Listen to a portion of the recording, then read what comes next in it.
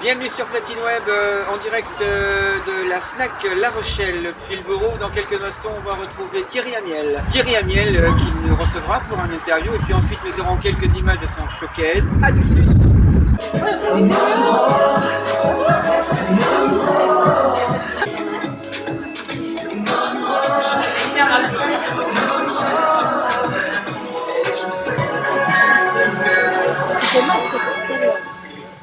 Donc on est ravis d'accueillir Thierry Amiel, que vous allez avoir la chance d'écouter pendant une petite demi-heure, et après il dédicacera en fait les photos, les albums. Bonjour et bienvenue sur Platine Web, le média rochelais, pas comme les autres, vous le savez. Nous avons la chance aujourd'hui d'être reçus par Thierry Amiel. Bonjour. Bonjour, c'est vous qui me recevez en vrai. Ouais, c'est un petit peu vous. C'est moi qui viens chez vous. Voilà, en tous les cas, la directrice de la FNAC La Rochelle-Pulboro nous reçoit dans son bureau. Donc je vous remercie de parler aux auditeurs et téléspectateurs de Platine Web. Avant de parler de votre album Artefact, qui est le 4e album, qui est sorti il y a quelques semaines, je voulais revenir, et puis aussi de parler de la pression, de ce retour à la musique, et surtout avec vos fans qui vous suivent depuis 2003, on va dire que là tout a commencé. Oui. Mais moi j'aimerais parler rapidement, évidemment, avant 2003.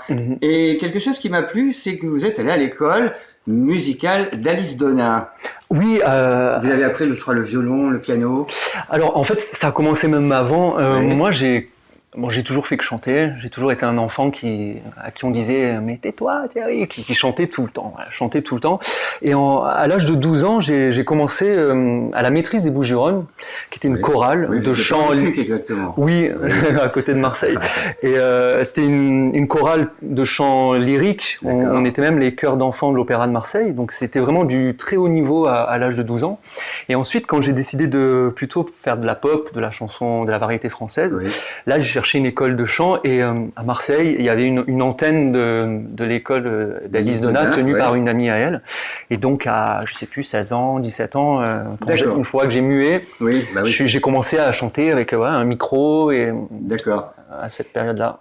Et alors vous aviez un orchestre, toujours on parle un petit peu d'avant, cette période-là. Là on avance quelques années plus tard. Je décide en fait de me professionnaliser, enfin de gagner ma vie dans la musique en me disant, en étant intermittent du spectacle, en chantant, en animant en fait, en chantant dans des soirées, avec orchestre, soirées populaires, pour animer des soirées d'été dans les villes ou pour des événements privés. J'ai commencé comme ça, mais ça a été très court en fait. Je commençais à gagner ma vie comme ça, mais tout de suite il y a eu la Nouvelle Star. J'ai même pas eu le temps d'être intermittent. Vous aviez fait quand même quelques premières parties. J'ai vu que vous aviez fait Zouk Machine, Herbert Léonard, vous avez premières parties. Oui, alors je sais pas, vous, ça doit être pareil ici, mais dans le sud de la France, sur la Côte d'Azur, on a beaucoup de spectacles au bord de l'eau, avec des chanteurs. C'était beaucoup à l'époque des chanteurs des années 80. Et oui, je réussissais à me faire placer en première partie pour monter sur scène et rencontrer, être face à un public, belle expérience aussi, connaître. Pour débuter. Oui, c'est une chance. Et alors on dit que c'est votre frère qui vous aurait un peu inscrit ou poussé à vous inscrire à la recherche de la Nouvelle Star, qui était le premier nom. Effectivement, la Nouvelle Star au début, ça s'appelait À la recherche de la Nouvelle Star. Moi, à ce moment-là, je savais plus trop si ça valait le coup de participer à ces gros trucs télévisés où on sait pas si c'est truqué, pas truqué, si y a une vraie, on laisse les artistes faire ce qu'ils ont envie de faire. J'hésitais vraiment, et un de mes frères m'a dit mais si, inscris-toi. Il m'a un peu poussé, donc je l'ai fait en me disant on verra.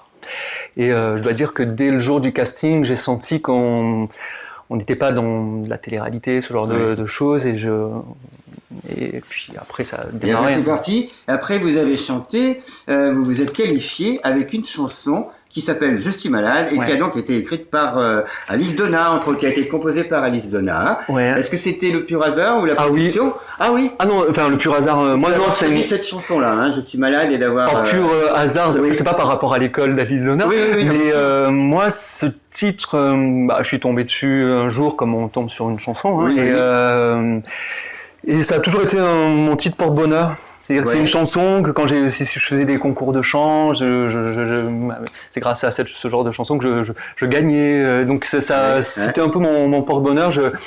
Je réussissais à me connecter vraiment avec le texte, à pouvoir montrer des qualités d'interprète. Donc c'est pour ça que quand j'ai voulu participer donc à la Nouvelle Star, j'ai choisi ma meilleure chanson. D'accord. Alors vous êtes finaliste de cette émission à la recherche de la Nouvelle Star. Vous êtes finaliste, mais vous chutez, on va dire, face à Jonathan Serrada. Mais c'est pas grave, parce que vous sortez dans la foulée, cette magnifique version des mots bleus de Christophe, et qui a reçu un bien bel accueil par des fans déjà que vous aviez. Du public, oui. C'est des... Comment on appelle ça ?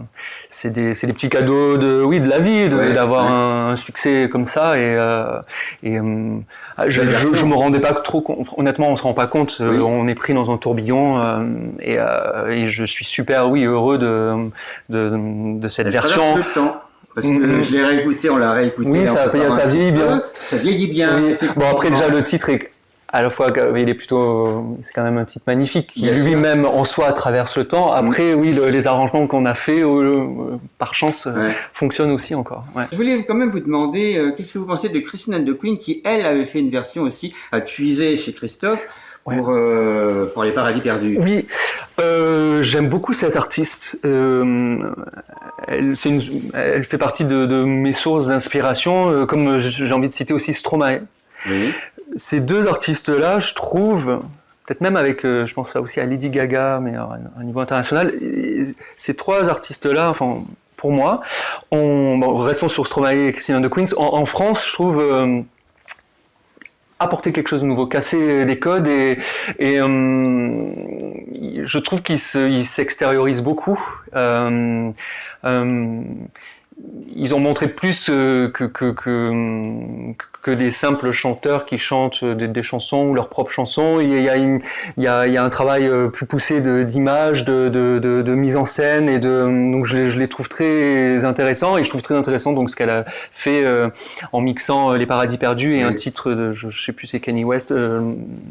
Je sais plus trop, mais c'est c'est pas étonnant par rapport au personnage. Je trouve ça très intéressant. J'aime beaucoup, en l'occurrence, Les Paradis Perdus. Alors je me disais effectivement paradoxe, dans le premier album, puisqu'on va parler du quatrième dans quelques instants, mais double disque d'or quand même pour cet album.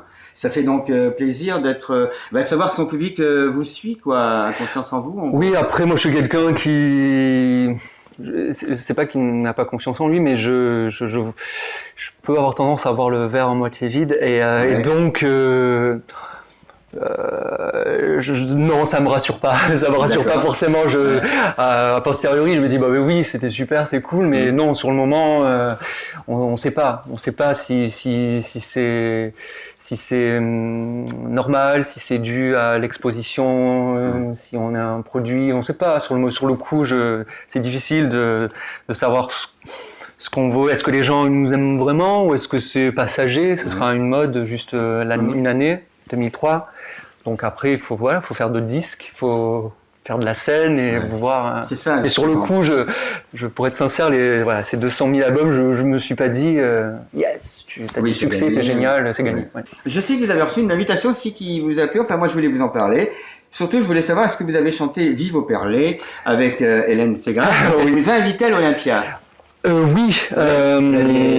Oui, alors Hélène Segarra, elle est vraiment sympa. Ouais. Vraiment mignonne, enfin, je sais pas quel est le bon adjectif. C'est une femme de parole et je l'avais croisée même avant la Nouvelle Star. J'avais fait une petite émission de télé où elle était dans le jury, toujours la volonté de se faire connaître et de passer des concours, voilà. Et Hélène Segarra m'avait dit, avait beaucoup aimé ce que j'avais fait, et m'avait dit tiens, je te donne le numéro de téléphone de mon manager et tu pourras le rencontrer, ou je te donnerai son numéro, enfin je sais plus ce qu'elle a dit. En fait elle l'a fait, elle a vraiment fait, donc il y a un petit lien entre guillemets qui s'est créé, et donc après la Nouvelle Star, je sais pas si c'est pour ça, mais elle m'a demandé une fois ou deux de chanter avec elle cette chanson, parce que Andrea Bocelli n'est pas toujours là ou à sa disposition, etc. Et elle m'a fait cet honneur de me demander de faire sa première partie, donc à l'Olympia. Effectivement. Donc j'ai eu la chance de faire l'Olympia quelques années après, mais c'était ma toute première fois avec elle, quoi. C'est toujours important pour un artiste de faire l'Olympia, de se retrouver. C'était le nouvel Olympia? Oui, j'ai pas connu le premier, moi, mais c'était le... Deuxième album éponyme, donc qui s'appelle Thierry Amiel, effectivement, avec de grands compositeurs et de grandes compositrices. Je pense à Brigitte Fontaine, à Zazie. Ah, il n'y a pas eu Brigitte Fontaine, non. C'est vrai non, c'est... alors en fait, j'ai travaillé avec Jean-Pierre Pilot, qui a travaillé avec Bachung. Oui, et avec Zazie, Brigitte Fontaine. D'accord, ok. C'est ça l'univers, l'affiliation. Mais alors on arrive avec ce troisième album, Où vont les histoires, que vous avez, alors je vais pas dire travaillé, mais en tous les cas vous avez fait ça avec une chanteuse canadienne qui s'appelle Sarah McLachlan. McLachlan, McLachlan. Alors en France, elle est peut-être un petit peu moins connue, mais c'est une très peu connue. Très peu connue. Vous voyez, j'allais dire un petit peu moins, vous dites très peu. Oui. Mais je la connaissais pas. Moi, je l'ai rencontrée grâce à ma maison de disques. D'accord. Donc elle est signée forcément aux États-Unis, mais elle venait en France faire un showcase. D'accord. Donc comme le showcase que je vais faire tout à l'heure à la Fnac ici. Elle venait faire un showcase pour présenter son nouvel album. Donc moi j'ai découvert cette chanteuse et on me dit c'est une énorme star aux États-Unis, au Canada, enfin dans le monde entier. Elle est connue. En France, ça a jamais forcément pris énormément, mais je l'ai découvert là. J'ai eu un coup de cœur pour elle. Moi, j'étais dans une période de artistique où j'avais envie de faire un album sans pression. Donc j'allais passer le deuxième album qui a aussi été disque d'or, etc. Et donc je voulais faire un petit album simple et j'ai voulu adapter en français ces titres à elle de manière acoustique. Et voilà un peu l'histoire de ce disque. Et alors, donc après ce disque, Lanny Pascal Obispo vous choisit pour le rôle de Adam. Oui. Je dis pas de bêtises dans cette oui, c'est ça. Ève, ça aurait été bizarre, ça aurait pu être conceptuel. Oui, mais c'était pour Adam, oui. C'était pour Adam, le principal. Alors, c'est un succès, un énorme succès parisien. Oui. Vous êtes resté plusieurs mois au Palais des Sports. C'est ça. Mais malheureusement, pas de tournée. Il n'y a pas eu de tournée. En province. Non, après, c'est vrai qu'en France, on n'est pas tellement une culture de la comédie musicale. Donc, il y a très peu de comédies musicales qui réussissent à cartonner pendant des années. Enfin, je pense à Notre-Dame, Starmania, on en a, Mozart.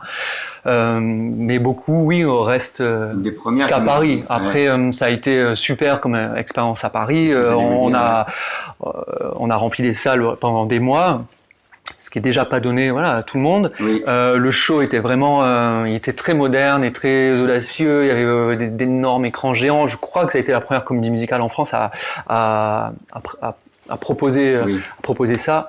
Moi j'ai adoré. Au début je savais pas trop comédie musicale, j'avais jamais imaginé faire une comédie musicale, surtout l'image qu'on peut en avoir en France, un peu variétoche, etc.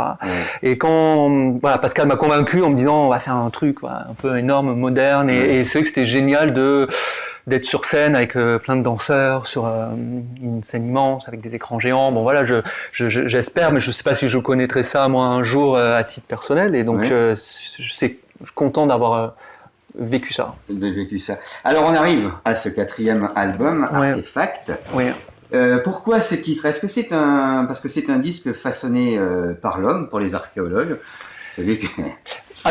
Artefact, c'est vrai que le sens premier, c'est quelque chose de pas naturel, créé par la main de l'homme. Donc déjà, je trouvais que ce sens pouvait très bien aller, étant donné que cet album, je l'ai vraiment peaufiné, je l'ai pensé de A à Z.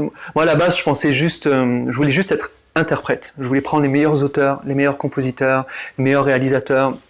Et en vrai, ça s'est pas du tout passé comme ça. J'ai écrit quasi tous les textes. Je me suis investi dans tout. J'ai participé aux compositions, aux photos, à la pochette. Et donc, je trouvais que ça allait très bien le côté artisanal, l'artefact. Et en même temps, il y avait un autre sens qui, moi, me tenait à cœur. C'est que cet album, c'est un album qui a deux facettes. Oui. Une première, je dirais extravertie, c'est-à-dire que j'ai fait la moitié des titres. Il y a 6 titres où j'ai voulu tout m'autoriser. C'est une volonté que j'avais pour cet album-là. C'est un truc que j'aurais pu me dire dans la vie, mais que j'ai voulu transposer dans ce que je fais, c'est-à-dire dans la musique, de faire passer ce message de de ne rien s'interdire. On se met souvent des barrières à ne pas oser prendre la parole dans certaines situations, à ne pas oser une certaine tenue vestimentaire, à ne pas oser dire des choses, penser des choses. Donc j'ai voulu tout m'autoriser, rien m'interdire, et donc j'ai travaillé avec les gens avec qui j'ai travaillé, j'aurais dit oubliez moi, oubliez ce que vous connaissez de moi, parce que souvent quand les gens avec qui j'ai pu travailler, quand Thierry Amiel les appelle pour faire une chanson, ils se mettent derrière leur piano, ils font un truc de romantique, et j'aurais dit non, j'ai envie de me lâcher, j'ai envie de... Et donc les textes que j'ai pu écrire... voilà, je me suis pas posé de questions de que vont dire les gens, que vont dire mes parents, j'ai voulu... J'ai fait appel à ce qu'on a tous en nous, mon côté extraverti. Et ensuite, en effet miroir, il y a 6 autres titres où, là, pour le coup, j'ai voulu être dans quelque chose de très personnel et vraiment parler de moi. Et donc, Artefact, j'aimais bien le côté... déjà ce mot, il y a le côté art qui pouvait être artificiel comme la première partie de mon album, et fact comme quelque chose de factuel, voilà, mes propres mots. Et puis quand on sait qu'un artefact en vidéo, c'est une interférence électronique. Je trouvais que voilà, l'interférence pouvait créer cet album-là. Voilà, une interférence. On peut laisser planer le. Ah ouais. Mais je trouvais que c'était un bon mot. Ouais. Il n'est pas très simple à prononcer, mais. Oui, ça va pour l'instant. Très bien. Mais il y a certains journalistes qui ont du mal, qui l'accrochent, mais vous l'avez bien fait. Nous avons effectivement tout à côté la responsable, la directrice de la FNAC, La Rochelle Pulboro. Nous sommes actuellement, j'allais dire Arte FNAC exceptionnellement, mais je sais bien. Ça leur fera plaisir. Ça leur fera plaisir. C'est donc bien Artefact. Justement, pour la musique, vous êtes auteur, compositeur depuis longtemps, on le sait.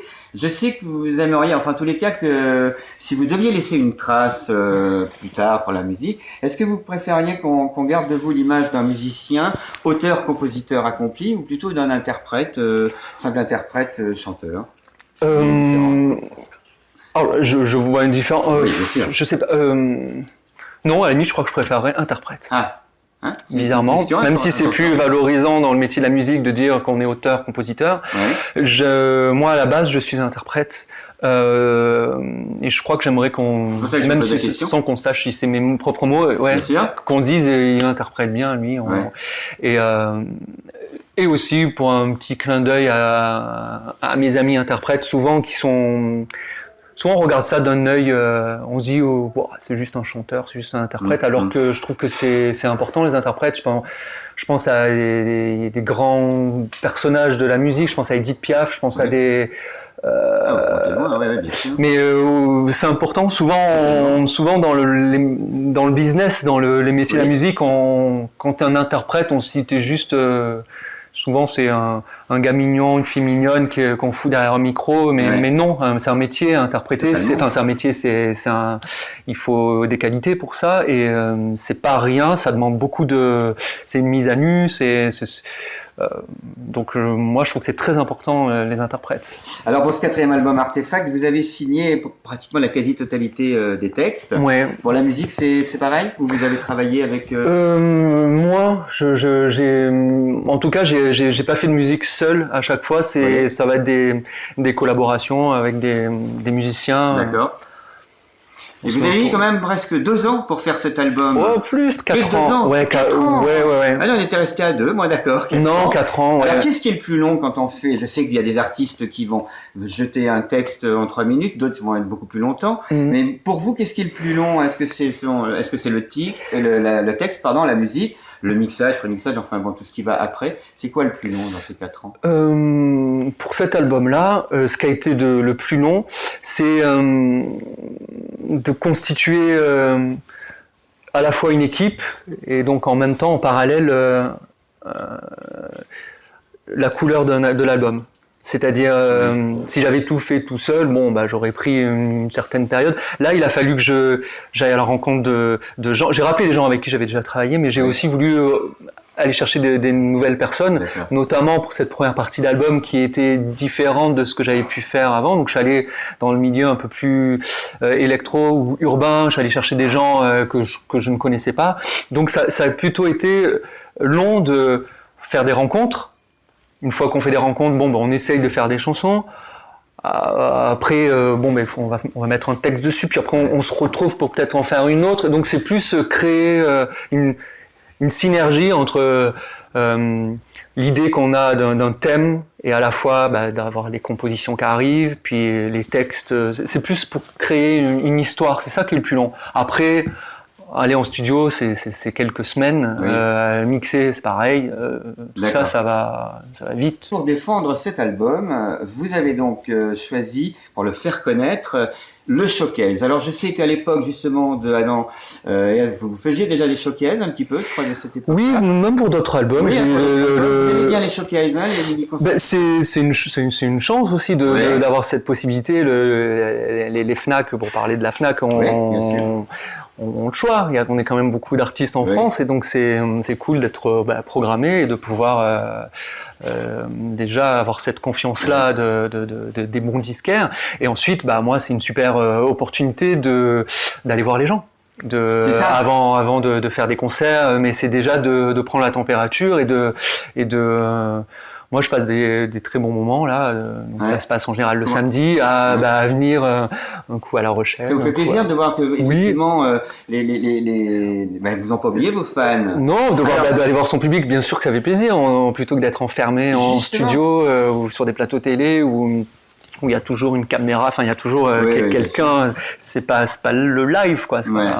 Alors justement, certains de vos fans qui vous suivent depuis le début, on bloque sur 2003, mais peut-être même avant, sont maintenant parents. D'accord, et viennent avec leurs enfants, leurs pré-ados, etc. Ce que je voulais savoir, ce que vous pensez, si c'est bien de se faire connaître en live pour toutes ces jeunes générations, et si ça permet effectivement de leur montrer à ces jeunes, tous ces petits jeunes qui ont entre 12 et 15 ans, qu'il y a d'autres musiques, d'autres styles, d'autres textes à découvrir.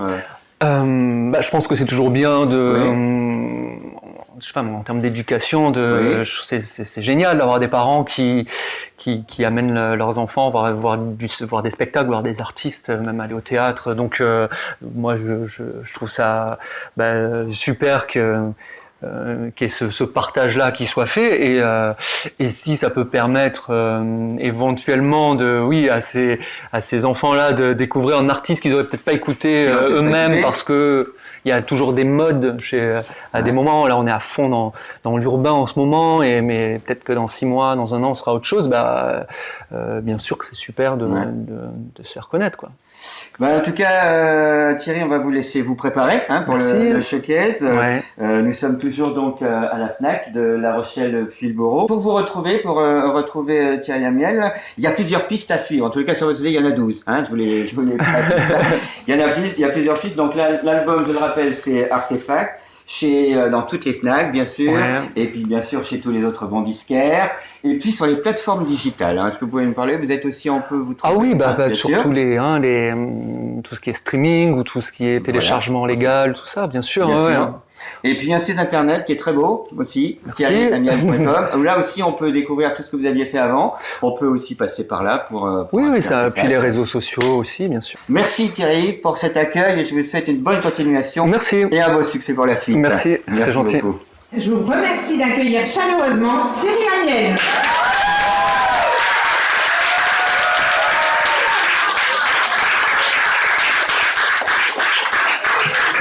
Bonjour. Quel accueil. Et là, je me rends compte que j'ai pas préparé de speech, mais j'ai un peu l'habitude, donc je vais improviser. C'est un plaisir d'être ici, de vous voir si nombreux, surtout quand il fait beau, surtout quand l'équipe de rugby joue.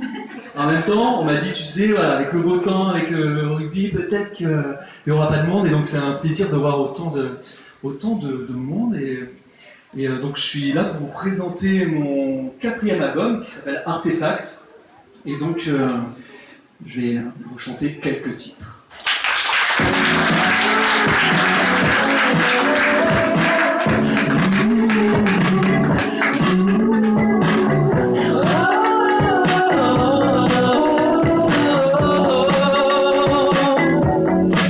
Blessé mais pas crevé, j'étale mes malheurs d'enfant gâté. Ces jours gâchés à seulement vivoter. Comme un fantôme, je ne fais pas de bruit. Comme un fantôme, je ne fais pas d'ombre. Je traîne dans des rues sombres, isolé face à l'écran. J'étire ma douleur, c'est désolant. Et à l'intérieur, maintenant tout résonne. Comme un fantôme, je ne suis personne. Comme un fantôme à lui, je succombe. Dans tout ce vide, je tombe.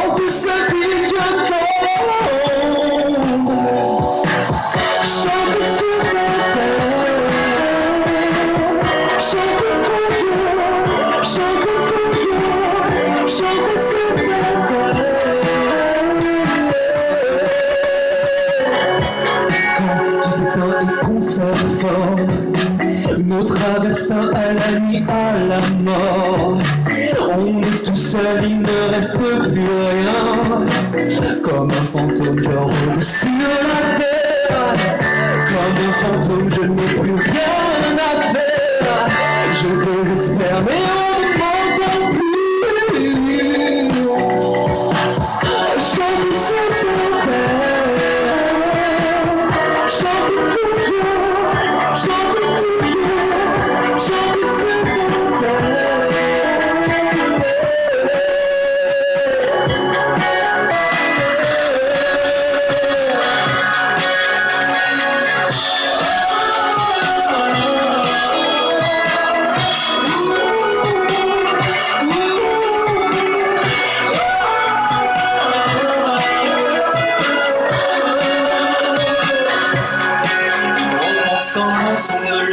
On m'essore, on me caresse, on m'encense, on me blesse, mais je reviendrai sans cesse, je reviendrai sans cesse, je reviendrai sans cesse. Chante sur cette terre, chante toujours, chante sur cette terre.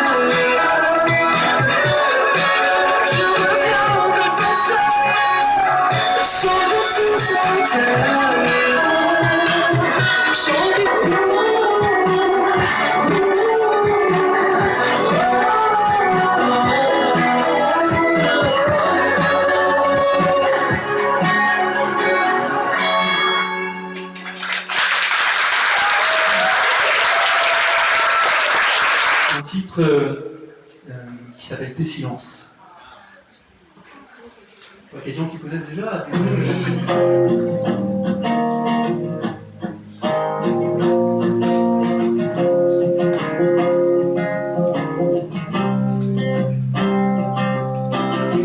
Dis-moi tout de l'enfer, du vide où tu te perds, à l'évidence, sous tes silences. Dis-moi ce qui t'enferme, ces cris que tu fais taire aux yeux de l'indifférent. Trop de rêves abîmés, je voudrais t'en briser tes silences. À quoi bon les hivers, les heures à bout de mer, tout perd son sens sous tes silences. Je m'allie à tes guerres, ne crie plus en solitaire, donne-moi de tes souffrances. Je connais trop tes errances, tes silences, tes silences. Trop de rêves abîmés, je voudrais t'en briser tes silences.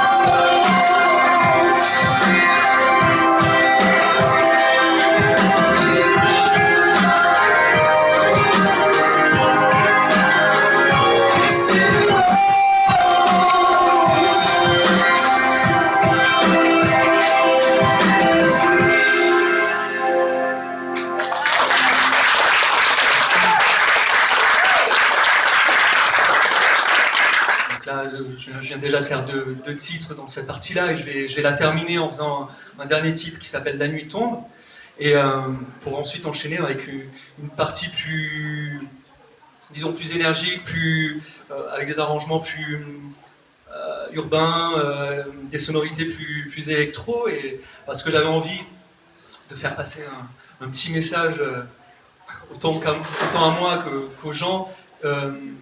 C'était mon obsession sur ce disque de ne pas me mettre de barrière, de ne pas me mettre dans une case et de vraiment tout m'autoriser. Et donc j'avais envie de ce kiff, 6 titres, vous ne voulez pas me demander, mais que vont dire mes parents si j'écris des choses un peu, pas forcément très, très correctes, des choses comme ça. Enfin voilà, j'ai pas pensé en fait à ça, aux parents, aux gens, au public, est-ce qu'ils aiment moi. Pas un jour sans que je vois cette image qui ne me va pas, comme un rêve qui me dévore, un appel au monde au dehors.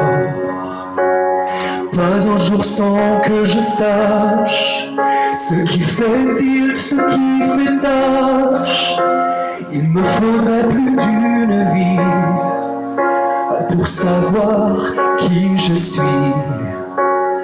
Personne ne me voit. Pas un jour sans que je vois cette image en face de moi. Il me faudra plus d'une vie pour savoir qui je suis.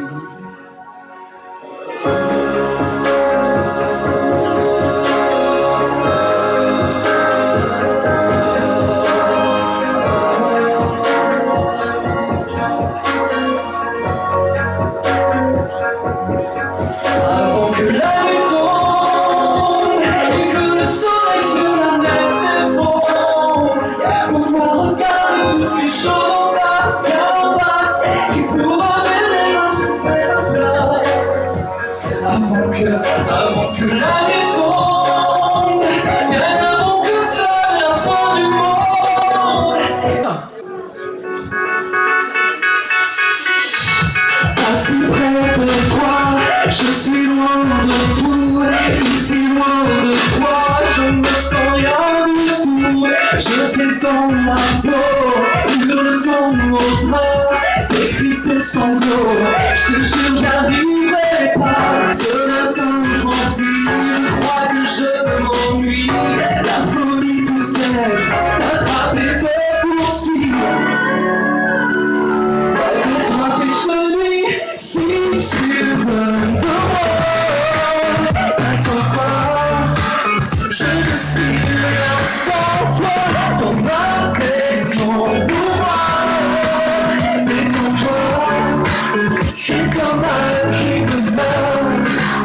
Allongé dans le noir, tu dis que tu veux mourir. Te remplis l'espoir quand je te fais souffrir.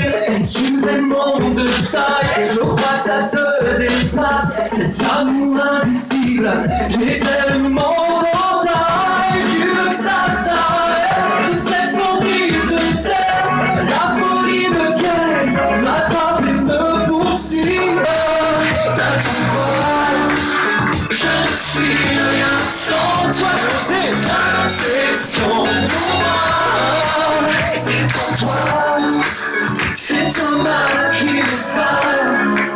L'impression qui m'habite, tout ton désir m'incite à pousser les limites. Jusqu'au bout quand tu cries, ma façon qui t'excite. Franchir les limites, pénétrer tes failles, tes cuisses autour de ma taille.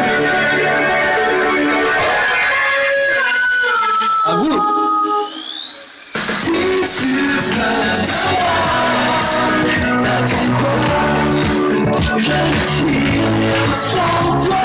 Ton bras, c'est son pouvoir. Détends-toi, c'est un mal qui me va. Déjà, vous connaissez ces paroles.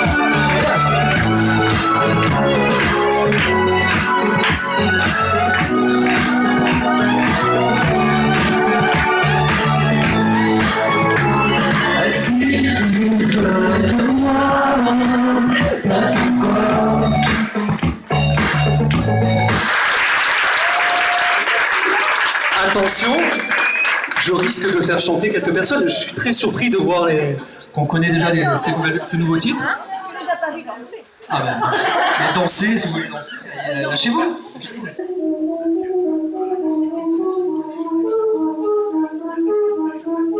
Entre la vie en noir, la vie en blanc et les gris dégradants, j'ai choisi rouge sang Monroe.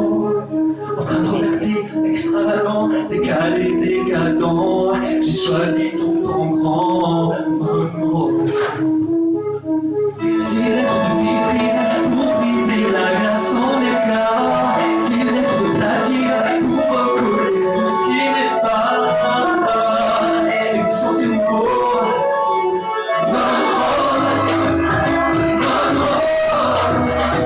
je fais mon numéro, son titre, entre rêve érotique, tas de plastique, quotidien dégradant, je me refais la peau, Monroe. Je connais la chanson, ça tombe de réflexion, et tous ceux qui s'impliquent, je préfère faire le beau, Monroe. Un nom de blasphème pour m'écrire en contre-jour, une rébellion si belle, griffant de trajet de glamour. Mes oripeaux, à vous.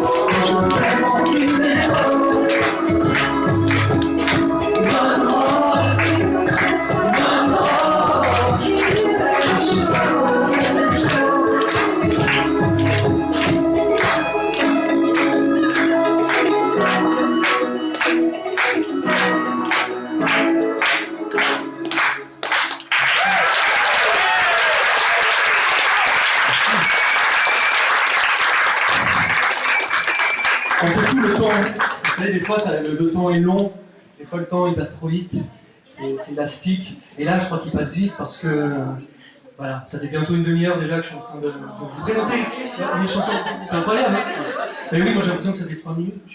Et donc, nous voilà arrivés au dernier extrait de ce nouvel album. Bon, si vous insistez, je pourrais éventuellement. Non, voilà, soyons honnêtes. Voilà, on se le dit, je peux éventuellement gratter 3 minutes. Donc, le dernier extrait. Ah, bah après, un train. C'est pas. J'ai une vie aussi, hein. Il faut que je rentre, moi j'avais peur. Alors, c'est le dernier moment, voilà. C'est le dernier titre sur lequel vous pouvez éventuellement taper dans les mains.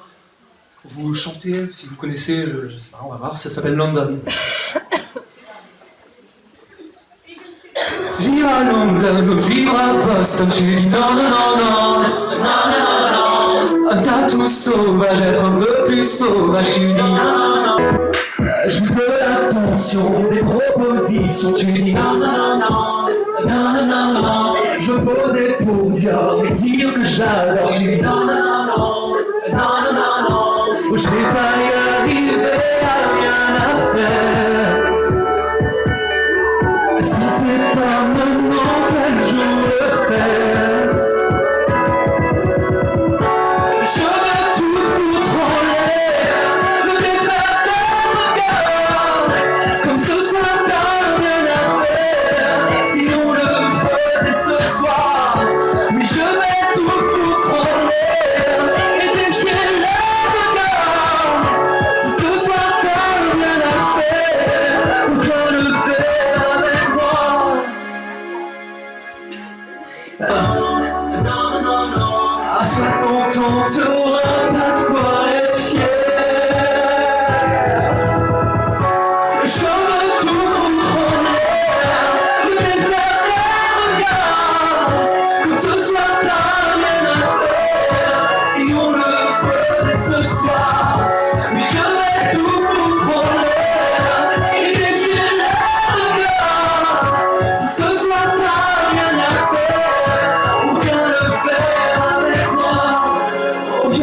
faire avec moi.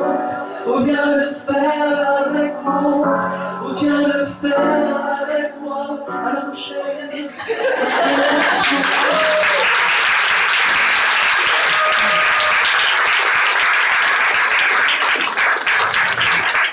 Justement, on va parler. Qu'est-ce que je fais ce soir? Désolé, non, je suis à Paris ce soir. Alors, j'ai sauté un titre en fait, je crois. Mais oui. Voilà, j'étais en train de dire, putain, le temps passe vite, mais en même temps, c'est normal si je zappe des chansons. Donc, il en reste une petite dernière, la vraie dernière, avant le. Ouais, non, tout le monde. Il y a une vraie dernière, là. Donc, c'est dans la musique.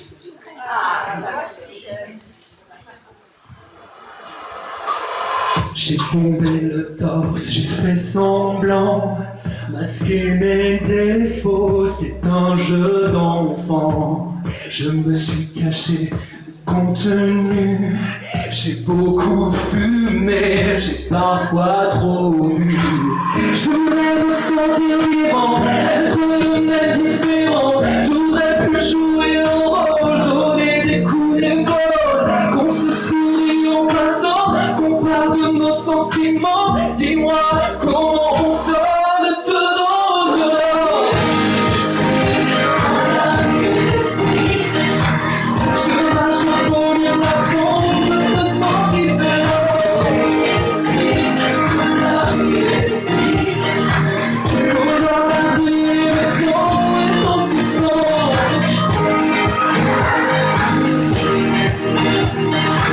Je marche pour lire la fond, je me sens différent.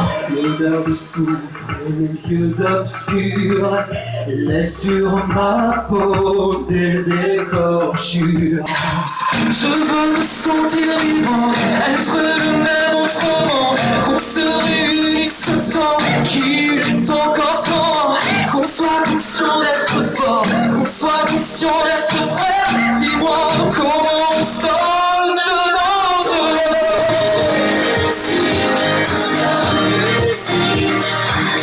Comme la pluie, le temps est en suspens.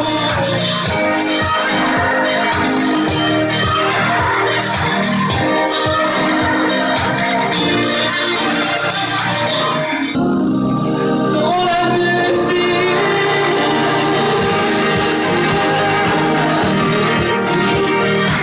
je marche au volume à fond, je me sens différent.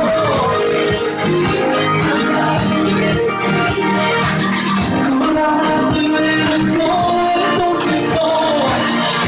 Dans la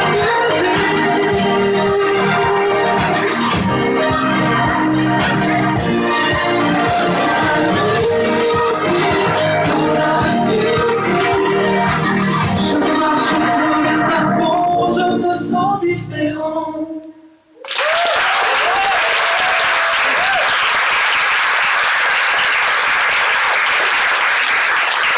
J'ai l'impression d'être à l'école des femmes avec le team. Quelle note? Ils vont sortir la note à manger. Monsieur. Comment? Oui, j'ai connu. Ah mais oui, j'ai oublié, d'accord. Oui, j'ai vraiment fait ça en vrai. J'avais oublié. Voilà. C'était voilà, un petit. J'ai dû faire quoi? 6 titres, voilà. La moitié du 10. J'en ai fait 7, c'est ça? J'en ai fait 7. Si, j'ai quelqu'un qui compte.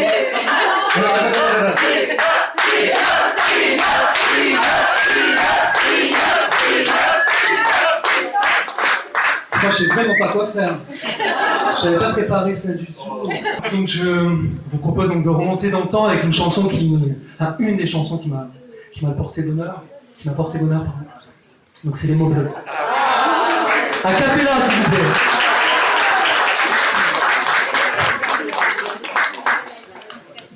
Il est 6 heures au clocher de l'église, dans le square, les fleurs poétisent. Une fille va sortir de la mairie. Comme chaque soir, je l'attends, elle me sourit. Et il faudrait que je lui parle tout prix. Je lui dis les mots bleus, les mots qu'on dit avec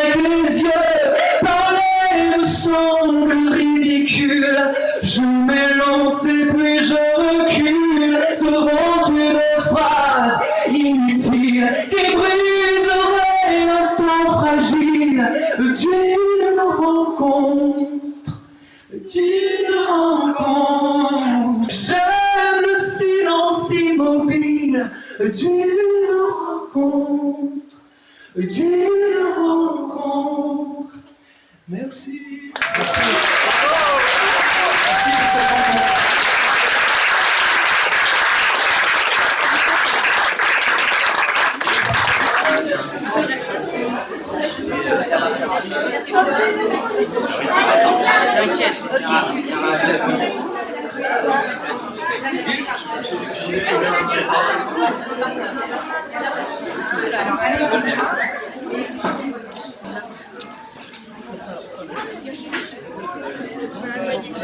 Ça, tu vois, c'est pour elle, Amandine. Amandine. J'avais peur qu'elle sache pas parler, qu'elle sache. Amandine.